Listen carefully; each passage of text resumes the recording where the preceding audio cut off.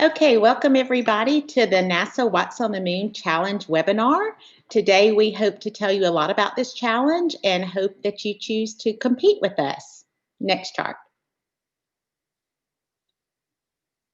So I'm going to go over the agenda a little bit. We'll tell you who's on the team. We'll do a little housekeeping for you. We will introduce you to the NASA Centennial Challenge program. Our program manager, Monzi Rahman, will do that. I will talk to you a little bit about the What's on the Moon Challenge overview. Then we have our NASA Principal Technologist, Ray Beach, that will go over the roadmap. Elisa Ferguson will be doing our rules overview. And then Kyla from HeroX will do an overview of the challenge website that we think will be very helpful to you. We'll finish the day up with a little question and answer session and wrap up and talk about next steps. Next chart.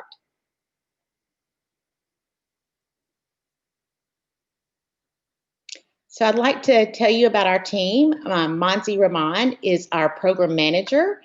She is an icon at NASA. She was formerly the ISS, International Space Station, chief microbiologist for the Environmental Control and Life Support System. She came to Centennial Challenges as the program manager in 2015. I am Denise Morris. I'm her deputy, and I'm also the challenge manager for What's on the Moon. Next up, we have Elisa Ferguson. She's been an integral part of our team, helping us design and manage the challenge, and she's really been a key in development of the rules. She has a wealth of experience in accelerating clean energy and has her own website if you would like to find out more. Ray Beach is our NASA Principal Technologist for Space Power and Energy Storage. He supports NASA headquarters. He has a wealth of experience, over 43 years at Glenn Research Center working on power systems. And then we have Kyla Jeffrey. She is the Vice President of Customer Success from HeroX, and they are the leader in open innovation and crowdsourcing. We chose HeroX to help us with the promotion and administration of the challenge. Next chart. Okay, so for everyone that's listening in on this webinar, there's a few ways that you can interact with us and participate. You will see a Q&A box at the bottom of your screen. If you have any questions, please do put them in that Q&A box, and we will be taking questions at the end of the presentation. There's also a chat feature. That chat will only go to us as panelists. We do highly suggest you put your questions in the Q&A box, though, and not the chat, as we're likely to miss them if you put them in the chat. This webinar is being recorded, and we'll share the recording after the meeting on the What's on the Moon challenge page. If you're already signed up, you'll get an email with it when it's ready for you to view. Before we dive in, I just want to talk briefly about registration and eligibility. We'll come back to this topic later on. Anyone that wishes to participate has to submit a complete registration package for phase 1, but you don't need to participate in phase 1 if you choose to participate with us later in phase 2. This is a US competition, so you must be a US citizen or permanent resident of the United States to participate and over 18 years of age or older.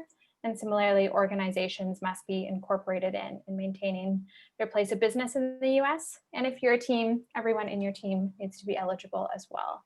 So the full details of that are on the team agreement. We'll talk through registration later on. And if you have any questions around it, we're always happy to help where we can. With that, I'm going to pass it over to Monzi. Good afternoon or good morning. I guess it depends. I guess it's good afternoon because we're in the central time. But anyway, I'm really glad to have the opportunity to tell you a little bit about Centennial Challenges and who we are. And again, thank you, Denise, for the introduction, and everybody else for all the work you have put together to get this moving. So next chart, please. So about our program. So we were established to conduct prize competitions in support of the vision for space exploration. And we really work in the areas that NASA has technology gaps. So unlike other competitions, a lot of our competitions are perfectly aligned with NASA needs.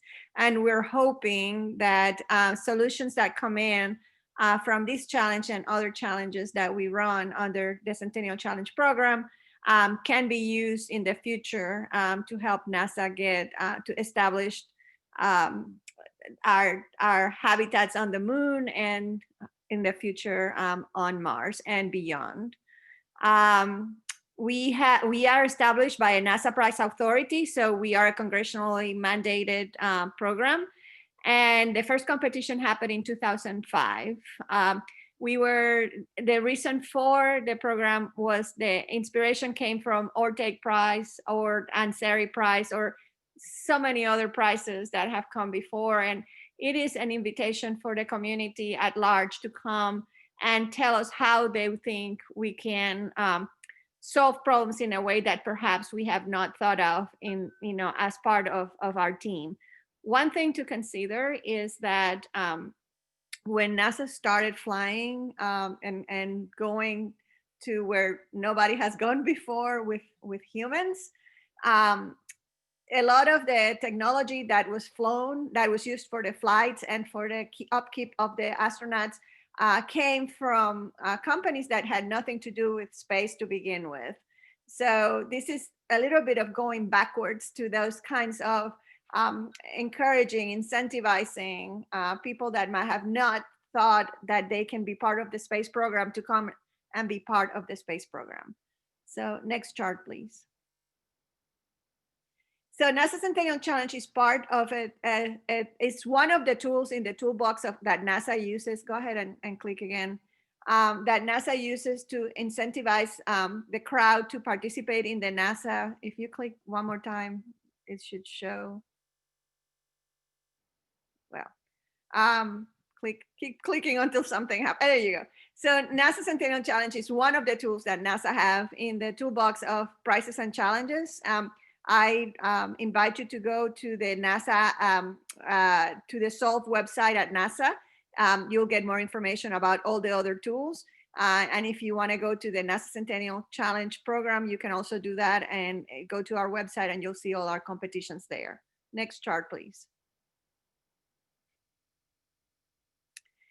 So since 2005, we actually have had 20 challenges that we have open, counting this one. This was our brand new one.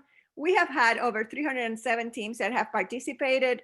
And you might be thinking that perhaps why should I participate in a competition like ours where I don't get paid to put the solution together? I only get paid if I meet the requirements and get into the top of the crowd that submits solutions. Well, examples of teams that have participated in our competitions like Maston, Final Frontier, and Icon and Search, for example, those are examples of teams that have participated in NASA competitions that have come back to work with NASA in our way to the moon and beyond. So we have awarded over $10.3 million. Some of our competitions are international, some of them are not. So in this case, we have had 42 states that have participated and more than 24 countries that have come as participated in our competitions. We have academia, industry, internationals, and others include individuals, so it doesn't have to be a team. So we put those under others. So pretty much anybody that is over 18 years can participate in our competitions. And I cannot see the last piece of it. So, anyway, next chart. So even though the 3D printed hab competition was completed last year, we maintain that in our tools when we're showing our competitions, because that was an immensely a very, very fast competition that gave us incredible information that is still giving NASA a lot of payback. So I invite you to look at what that competition was about and how things have evolved from there. But currently we have 5 active competitions. We have CubeQuest, we have vascular tissue, we have CO2 conversion, space robotics, and of course this one, What's on the Moon, open and inviting each of you to go if you're interested. You can always reach out to us if you want more information, but the website has a lot of information about them. And then we are getting ready to open the Deep Space Food Challenge and the Break the Ice Challenge. So those are in development, and we look forward to open those in Break the Ice will open the 18th of November, and we're hoping to open that deep space food competition in January. Next chart, please. And we want you to be part of this. It is important for us that each of you can see yourself as part of a NASA mission.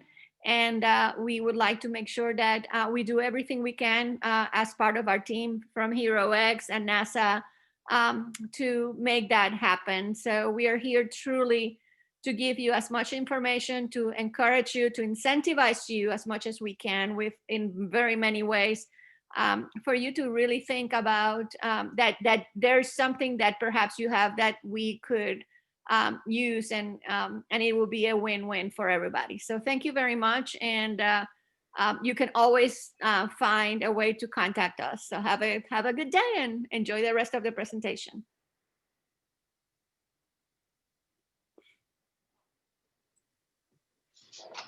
Okay, I can take this one. For the NASA Centennial Challenge program, we have a challenge owner, and we also have a lead principal technologist. This one for us is Ray Beach at the Glenn Research Center, who is the lead center for us with What's on the Moon. And then, as I talked a little bit earlier, we have a challenge contractor, and we chose to partner with HeroX for this challenge. So I'm going to talk to you a little bit about the challenge overview. Next chart. So we would talk about why challenge. Why would we do a challenge for power? Well, we're seeking to incentivize flexible, robust energy distribution, management, and storage solutions to get us back to the moon. We know that we will need the power to sustain humans' presence long term, and to begin our industrial activity to start building places for the astronauts to live. So that's why we're seeking this challenge.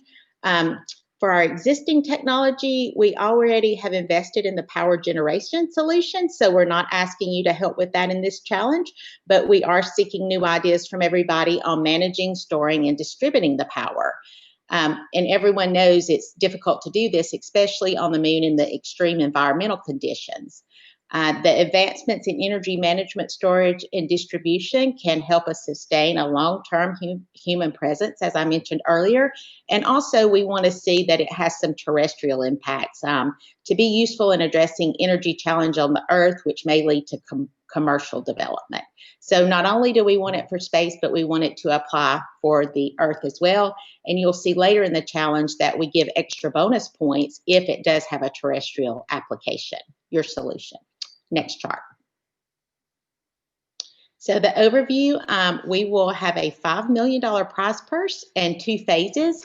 Phase 1 will present a mission scenario, and we have 3 mission activities. Competitors can choose to submit their paperwork for 1 mission activity or multiple ones. You can do up to all 3.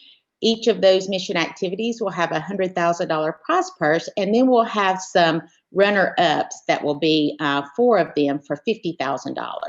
So in the timeline of events, you can see right now that we're doing our webinar, and you will see this expand as we go along to get to March 23rd of 2021. We'll be talking to you a lot more with a lot more webinars, including some about the experts in power, and you'll be able to ask them questions, and they'll talk about the needs. Next chart. The prize purse, as I said, is $5 million. Phase 1 is $500,000. We will take about 8 months to do that, and then phase 2 is $4.5 million with 28 months to do that. Our goal is not to go over approximately 3 years for this.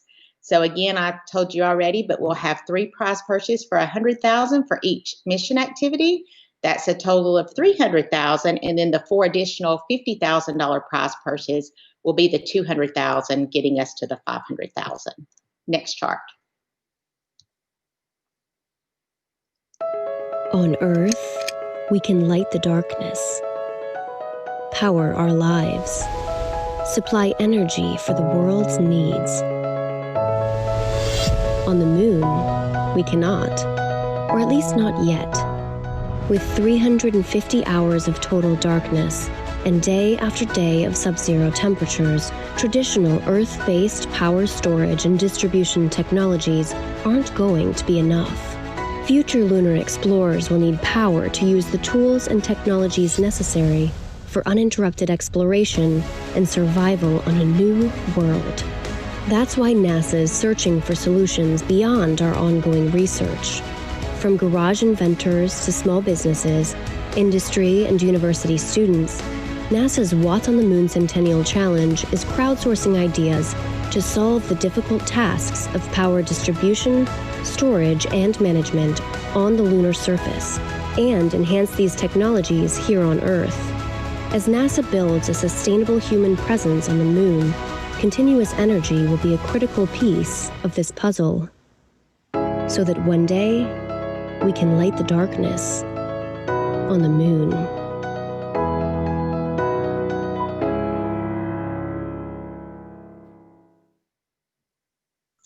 So we hope you enjoyed that video.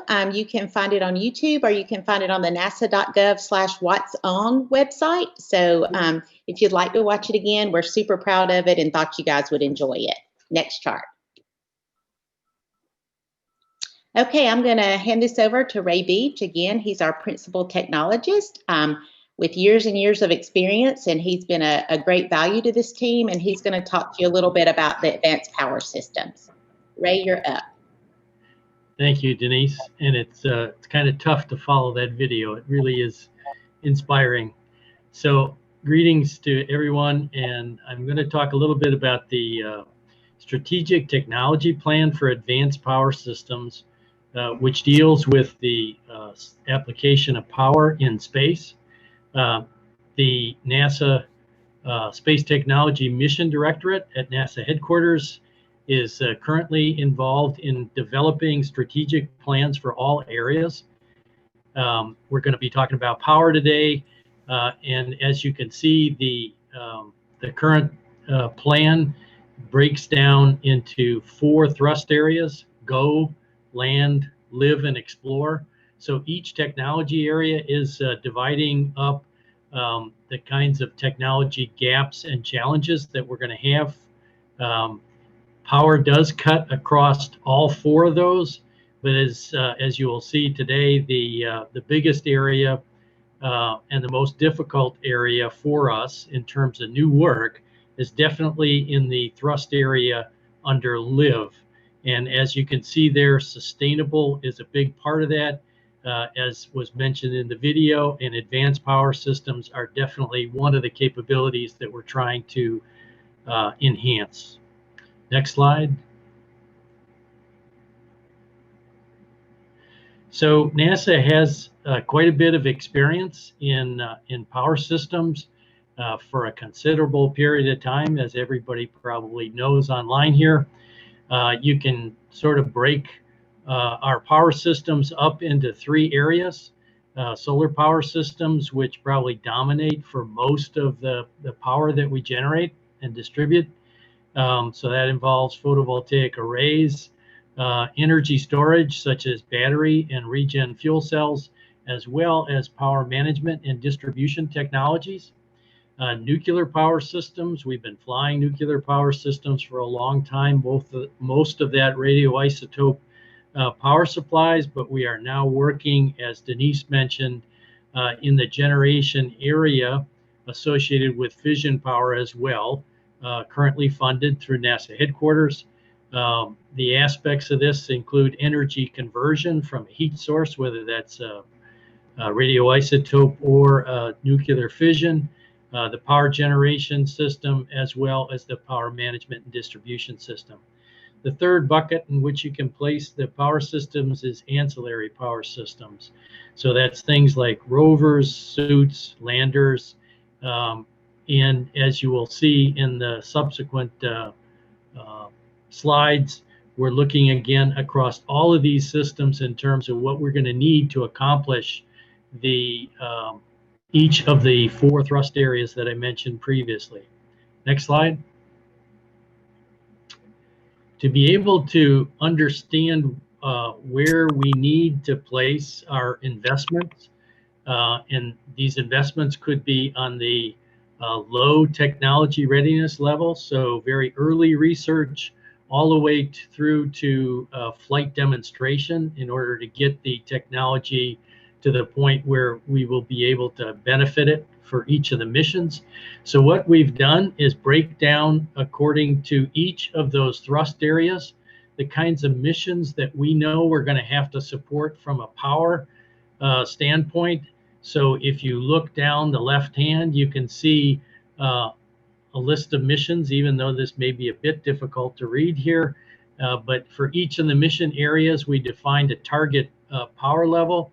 And if you go across the top, you can see that we've broken the power technologies down into generation. So this slide deals only with the generation area. So as you progress across, you can see the various power source capability and the target in terms of generated power. Next slide. So again, this slide breaks down in the same way as the previous. So down the left-hand side, you see the missions, again, defined according to go, land, live, and explore. And again, in each of the areas, we're looking across the top at the different technologies that we see as being applicable for the power management and distribution area, PMED. So you'll see in there issues associated with power cabling and power beaming. And as you see, you'll see a whole bunch of red boxes there. So this chart and the previous chart and the next chart all have green, yellow, and red. Yellow and red means that we need more work in this area, some of which could be low-level technology.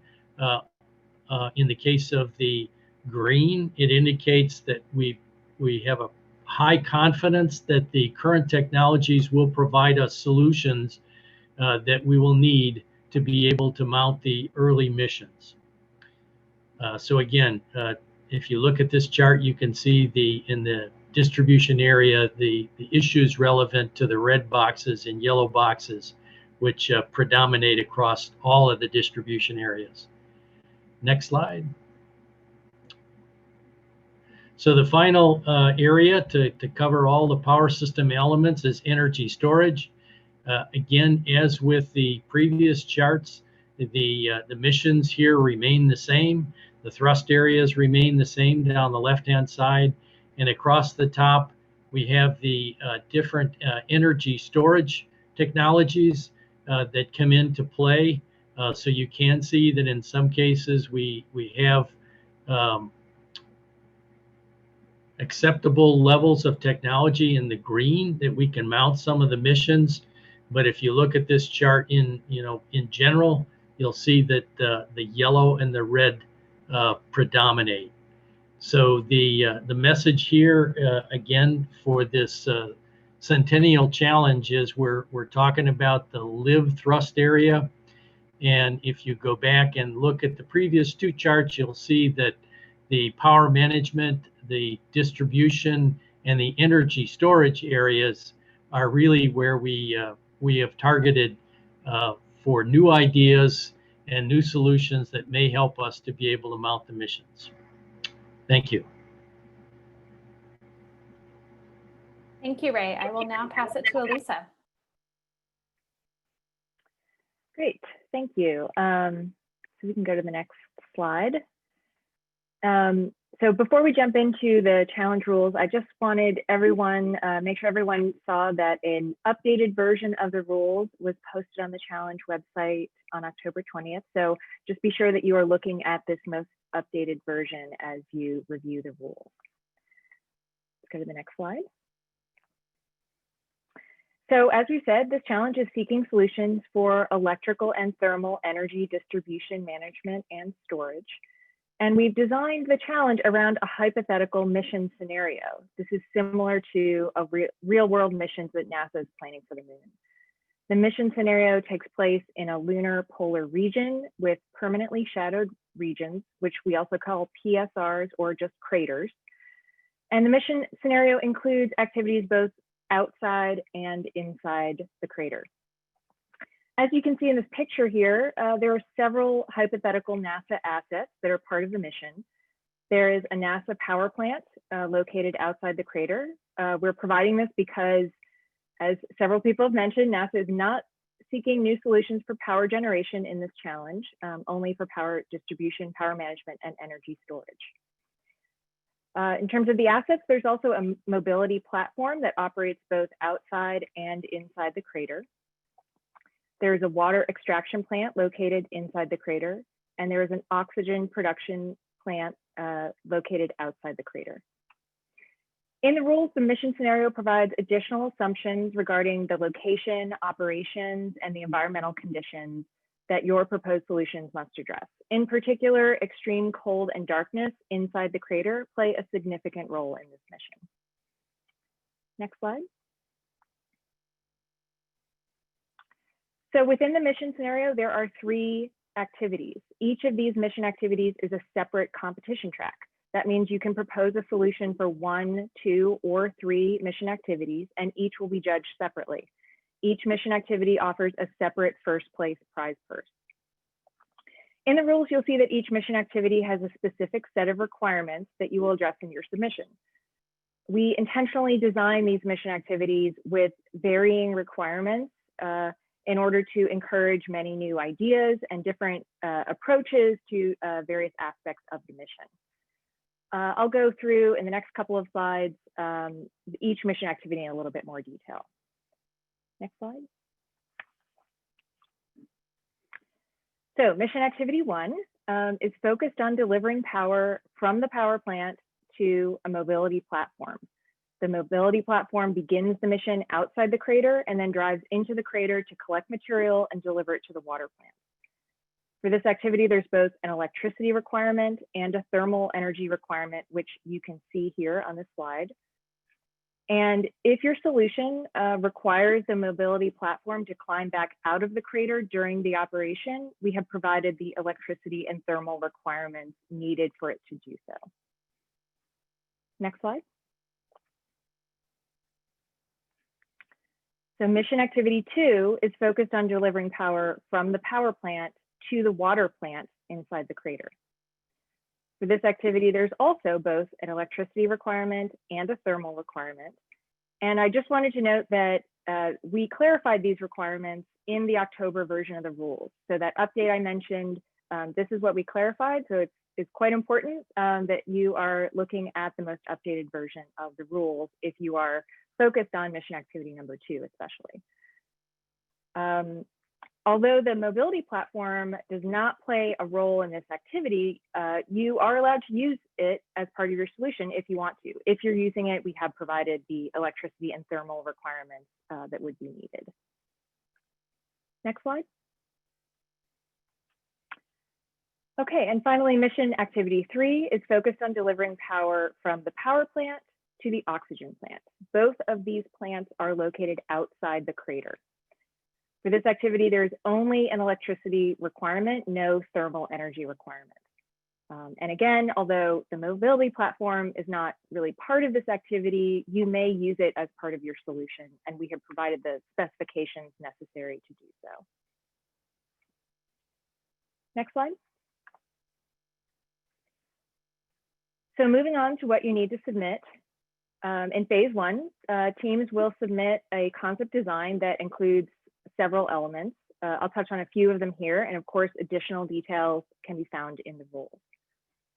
The technical approach and mission plan are the core technical elements where you should describe your solution in detail and how it will address the operational and environmental elements of the mission. We encourage you to include any data, modeling, illustrations, or other documentation that further justifies your solution. The development plan listed here will give the judges more insight into your team's ability to actually build and test your solution after this first phase of competition.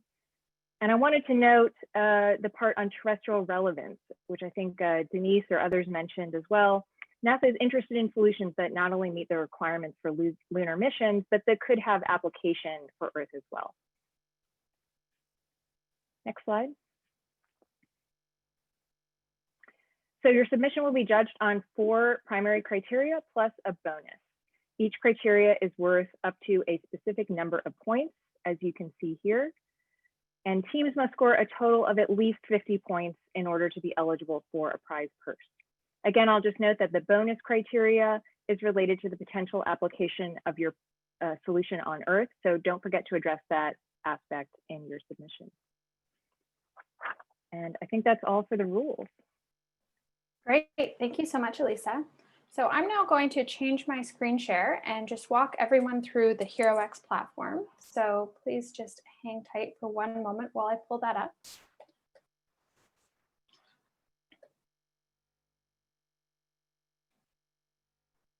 Okay, so this is the challenge page on HeroX. If you have not seen this already or you're not signed up, I highly encourage you to do so. I'm going to take some time to just walk you through some of the key parts that you should be paying attention to. The first section I'd like to highlight is this guidelines tab. And in the guidelines, we have all of the judging criteria, the submission requirements, the details about the mission activities that Elisa has just walked us through.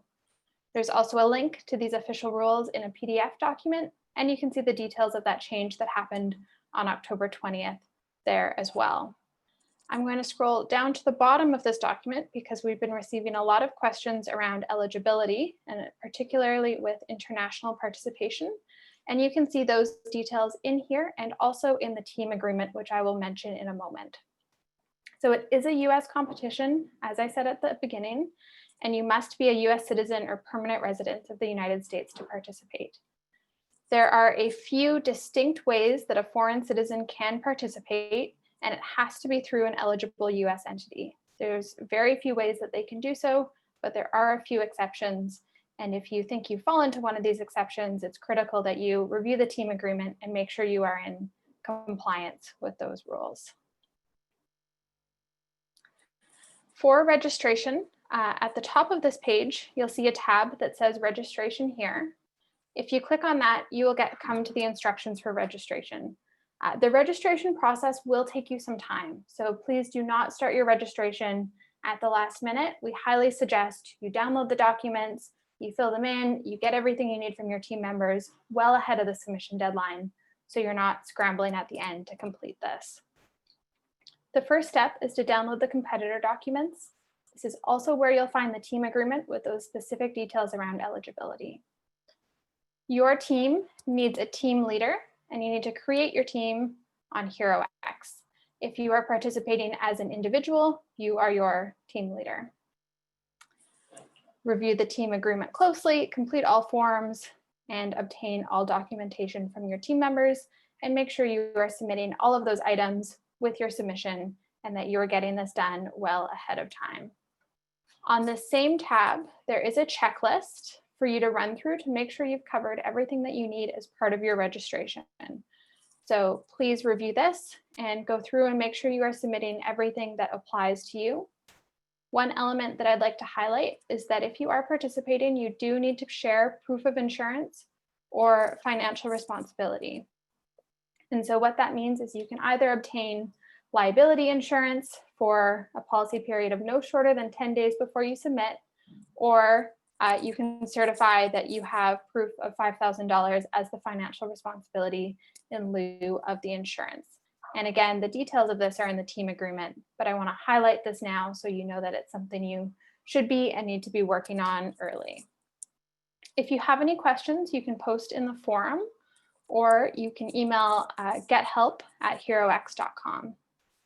Speaking of the forum, if there's questions that come up after today's webinar, you're welcome to come and post them in here, specifically in the challenge guideline clarifications or any questions about eligibility. When you're ready to sign up, click this orange Solve This Challenge button. You can determine if you would like to form your team. If you don't do it now, you can do this later. And now you are officially signed up and subscribed to updates, so you'll get things like the recording when we post it. Click Begin Entry to start your submission, and you can start your submission and save it and edit it as many times as you like before the final deadline. So again, we highly recommend you log on, start your submission, and see how it all works well in advance. And you can see all the places and fields that you'll need to complete for your registration. So if you have any questions about how the HeroX platform works, the forum is the best place, or get help at herox.com. And if you have questions that you think about after this webinar, the forum is also the place to go. Okay. So we are now going to open this up to Q&A. So if you do have questions, please post them in the Q&A box at the bottom of your Zoom window. We will do our best to answer as many questions as we can on today's call. There will likely be a few questions that we can't answer today, and we'll come back to you with answers after we've aligned on what those answers should be. We also are not able to answer any specific questions. So if you have a question about the solution you're submitting or your own eligibility requirements based on your own circumstances, we are not going to be able to answer those today either. Okay, so to kick us off, Denise, I'm going to direct the first question to you. Can you tell us a little bit about how this fits into the Artemis program, or if it fits into the Artemis program? Sure, I'd love to take that question. So the Whites on the Moon Challenge is part of the Lunar Surface Innovation Initiative, and that is our roadmap to get us back to the moon in 2024. So we absolutely are part of it, and once we figure out how to get the power, we'll be one step closer into getting our astronauts, I think the female astronaut, on the moon in 2024. So yes, we are part of the Artemis mission. Great, thanks, Denise. And to keep you on the hot seat, one additional question. Can someone just submit to more than one mission activity? Yes, we would be happy for you to submit to all three of them. You can choose 1, 2, or 3. Each of those have a separate prize purse, as I mentioned earlier. So it's your choice. You can do as many as you would like, up to 3. Great, thanks, Denise. Okay, Elisa, my team would like to propose something that uses lunar regolith as a source of heat. Is that allowed in this challenge? Great question. Yes, teams can use in situ materials like lunar regolith as part of their solution. And if a competitor requires additional hardware or other equipment to access or utilize those in situ materials, the mass of that hardware or equipment must be accounted for in the design. But absolutely, teams can do that. Great, thanks, Elisa. The next question is about what format we would like CAD drawings in, and I can take that one for now. CAD drawings are not required. You don't need to include them as part of your submission. We are going to follow up with you after this webinar with what that specific file format is if you choose to submit CAD drawings. So please stay tuned. That will get added into the FAQ. Okay, Elisa, I'll ask the next question of you. If a team chooses a specific mission activity, can they make the assumption that all of the power produced by the power plant is available for that specific mission activity, or is the power plant intended to provide power to all mission activities?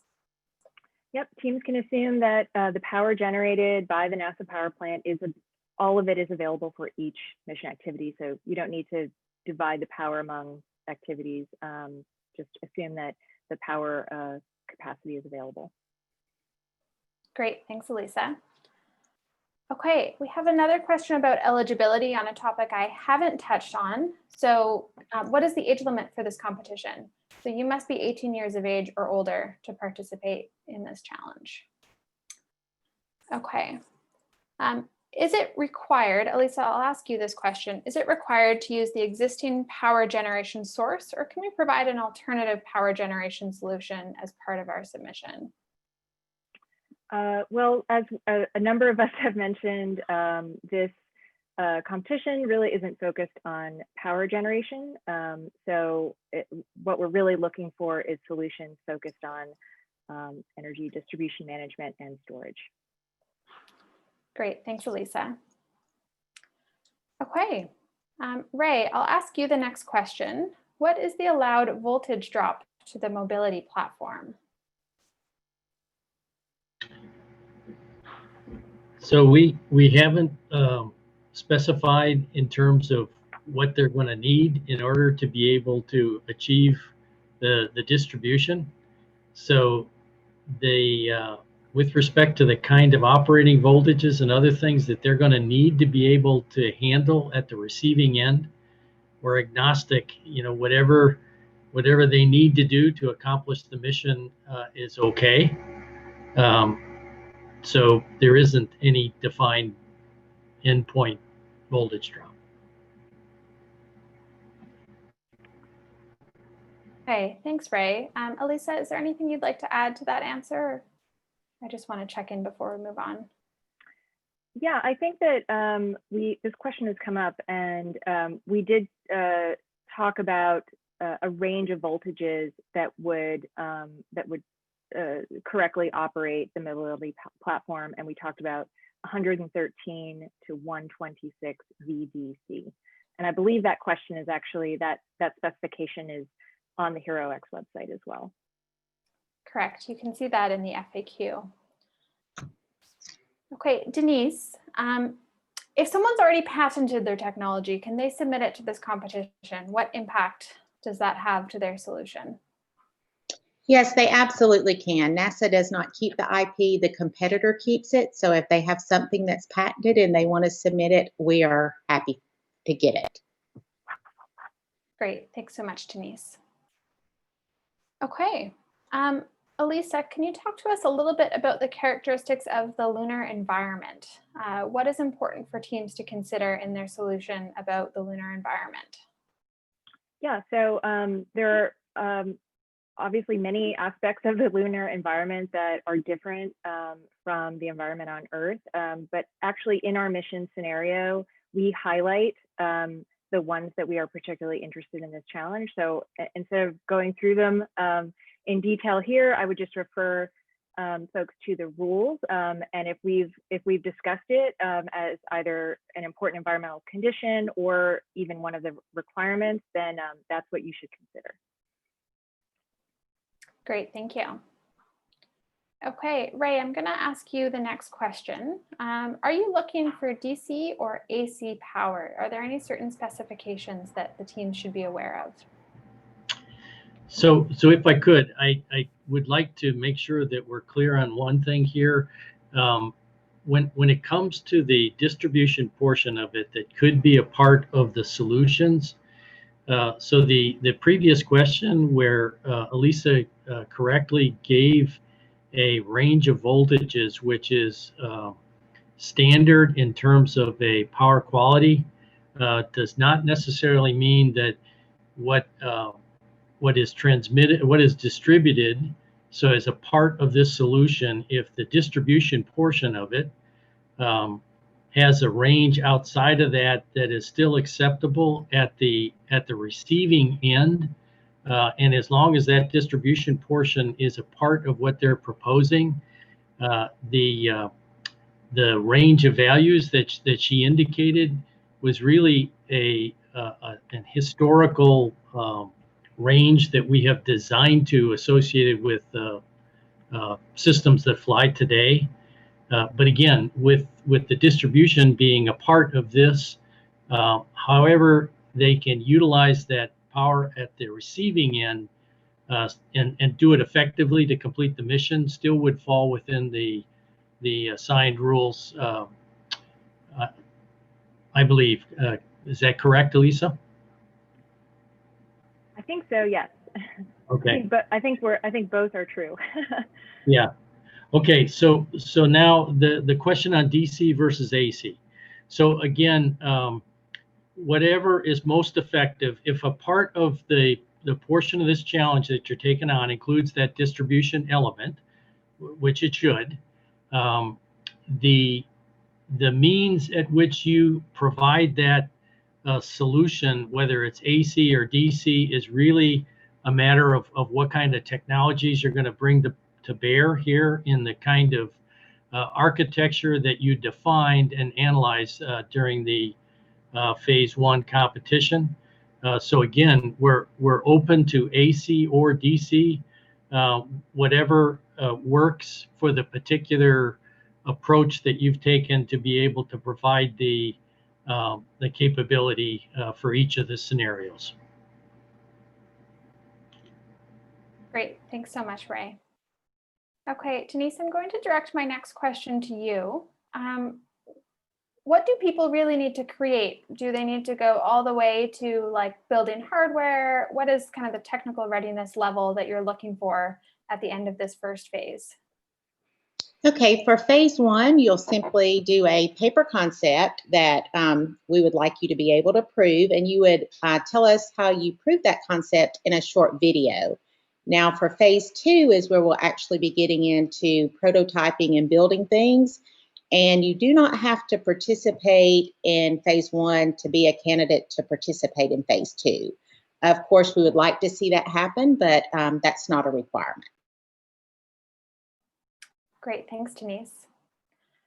Okay, Elisa, will the selection criteria be weighted heavily on the merits of the team, or will an individual with a winning design with the intention of bringing on a team to build it be eligible for an award? In other words, how seriously are you putting the expertise of the team that someone brings together in the judging? There's nothing explicit in the judging criteria that would favor a team of people over an individual or an individual over a team of people. We use the term team to designate a competitor, which could be an individual or a group of individuals. I suppose as part of the development plan, as a competitor discusses their plan for building the technology after this initial phase of competition, I think an individual should think about, make sure that they submit something robust and credible, for that. But there's nothing explicit in the judging criteria that would favor one over the other. Great, thanks, Lisa. Monsi, I'll pass the next question over to you. Can a new administration change the NASA budget or the funding that is set aside for this project? Now, when NASA Centennial Challenges open a competition, the funding for that competition is already obligated to that competition. So at this point, no, it might affect the subsequent phases. It's unlikely, but it might. But no, this is completely funded, and that's why we open it to the public. Great, thanks, Monsi. Okay. Elisa, we have a few questions about the crater. So let me ask them to you. Do you have specifications on the grade or incline of the collection surface to the rim of the crater, about the distance to the collection area from that rim, or maybe the vertical distance to seeing sunlight? Are you able to provide specifications like those? We don't currently have those specifications in the rules. I think I'd like to get with our team and take a closer look at that question and see if it's something that we can address as part of the FAQ or publicly on the website. So probably like to follow up on that one. Great. There's another one about like an estimate of how large the crater is. Is that something you want to follow up with as well, or is that something you have an answer for now? No, we should follow up on that as well. Okay, great. We will do that. So again, you can watch for those answers being added into the FAQ as we bring our teams together to get answers for you on those items. Okay, next up, Elisa, I will direct this to you again. What is NASA looking for in a successful solution? What kind of will make it stand out as something that will score high for the judges? Well, I would really just direct everyone back to the judging criteria that we went through, a few minutes ago here on the webinar on the judging slide, as well as, there's additional detail on all of those items in the rules. We try to be pretty explicit in there. I don't want to, say anything kind of new or different from what's in the rules, because the rules really guide this competition. But I think if you look at that section in the rules, you'll have a really good idea of what NASA is looking for and how different elements are weighted. And I would say if you still have a specific question about that, you should feel free to submit it to the forum on the website. Great, thanks, Elisa. Okay. Again, I'm going to keep you on the hot seat here for the next question. So this question is about the 350 hours of darkness and what the ESS needs to cater to. So I guess is the 350 hours of darkness what the ESS needs to cater to? So I think the 350 hours maybe was mentioned in the video, and it is how sometimes we talk about darkness on the moon.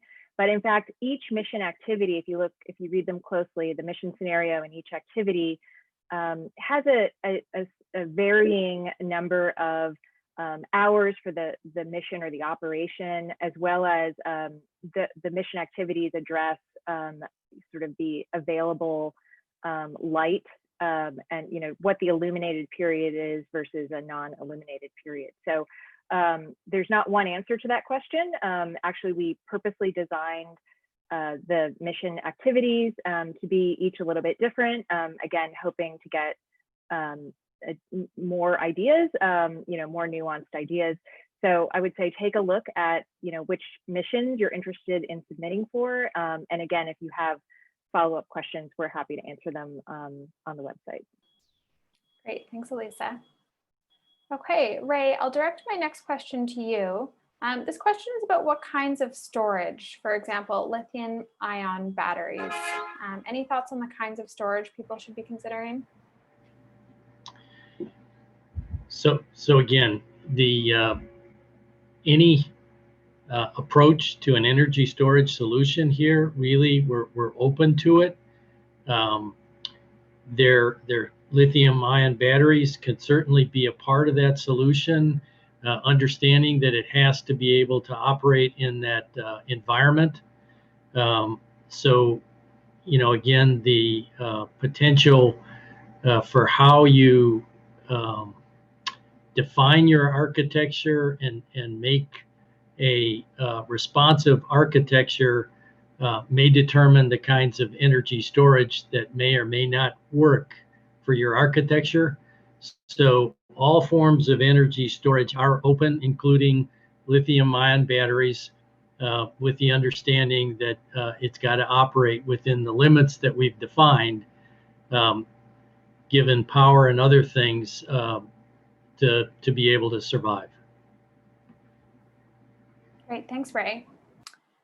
Okay, Monsi, there was a follow-up question around phase 2 funding. So the question was, can the funding be canceled for phase 2 if a new administration cuts NASA funding, or were you referencing future centennial challenges? It is future centennial challenges, although I have to say, phase 1 and phase 2 we haven't announced the phase 2 yet. So if it's announced, once it's announced, the funding is set. Right now, we are there's minimum amount of concern that is not going to happen for phase 2. So we feel confident, and so that's all I can say right now. There's minimum amount, but if the competition open, which will hopefully open, funding, once we open, the funding is definitely there. So and we have it currently. We have it. So there's never 100% in government, but I would say it's a very good chance that phase 2 will open. Funding has been, we have the funding right now. Great, thanks, Monsi. Okay, Elisa, over to you. What is the maximum mass of the power transmission device? So we do not specify a maximum mass in the rules, but we are interested in understanding what the mass of your system is and its components. And obviously that's just because anything that is going to operate on the moon eventually will need to get to the moon. And so we want to understand those specifications of your system, but there's no maximum or limit to the mass in this phase 1 of the competition. Great, thanks, Elisa. Okay, so we only have about 4 minutes left. So again, please keep sending us your questions. If there are some questions that we didn't get to, we will do our best to follow up with answers to those. Again, we're not able to answer specific questions about your solution or your own eligibility scenario, but if you have questions about the challenge guidelines, please keep submitting them and we'll do our best to get to them.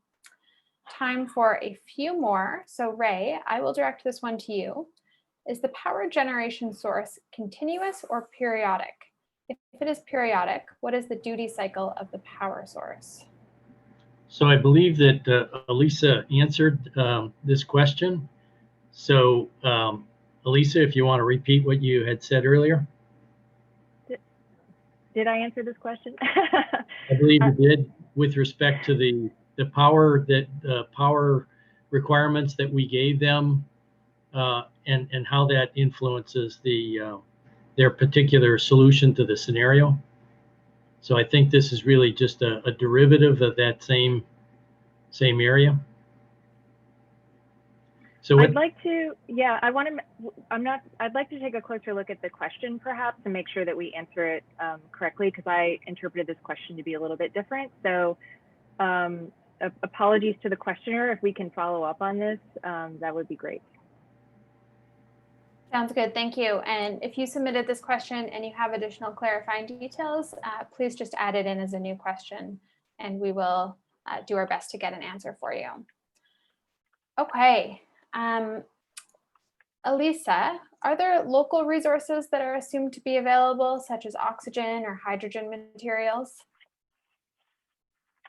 So this is, I think, similar to the question I addressed earlier. I think someone asked about using lunar regolith. You know, basically any, I believe when someone says local materials, they mean lunar materials, in situ materials.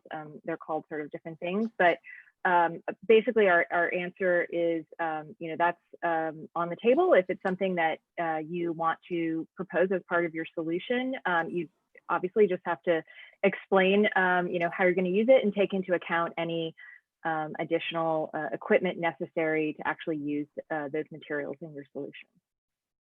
Great, thanks, Elisa. Okay, my final question, and I think it's probably still for you, Elisa. We're making you do all the hard work for us today. With respect to the overall mission, is there preference given to either the durability or the weight of a payload? So again, with regard to mass, we don't specify any sort of minimum or maximum in the rules. It's the same with durability. We don't have a specific specification for durability. I think I would say those are, you know, aspects of any system that we would be interested in understanding. So I would encourage competitors to address those in their submission. I believe mass, we do ask specifically for competitors to address that in the rules, but there's no specific, I guess, target for either of those. Great, thank you so much, Elisa. So we are just running up to the top of the hour now. I want to extend a big thank you to everyone that participated on the panel and answered these questions for us and shared all that great information. And thank you as well to everyone that attended. We are really excited and thrilled to have you all working on this competition. It makes us excited, and you know, we're here to support and answer all the questions that we can to help you through it.